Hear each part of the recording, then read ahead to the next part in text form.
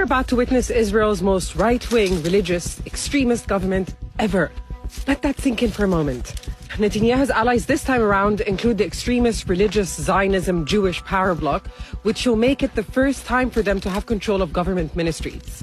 So to put that a little into perspective, one of those leaders who looks set to take up an important role is Itamar Ben-Gvir. Let me tell you a little bit about Ben-Gvir, who was banned from politics up until Netanyahu brought him in his desperate attempt at cutting a deal last year. Ben-Gvir is one of the very few Israelis who has been charged by Israel for terrorism, charges usually reserved for Palestinians.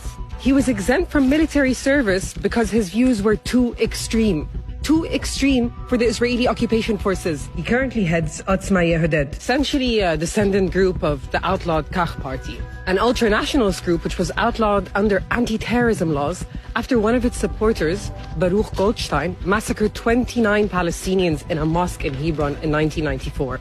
And up until last year, Ben-Gvir had framed photos of Goldstein in his home. To say we should be frightened is an understatement. It's also worth noting that Gvir is a practicing lawyer who's defended many monsters, one being the killers of the Dawebshi family, who were burnt in their home. And here he is, literally taking a gun out on Palestinians and calling for soldiers to shoot them dead. He also spearheaded several settler stormings of Al-Aqsa. I mean, the man has literally been convicted of 50 charges, including terrorism, racism, and incitement. What does it even mean when you're too extreme for Israel? We should be seriously alarmed.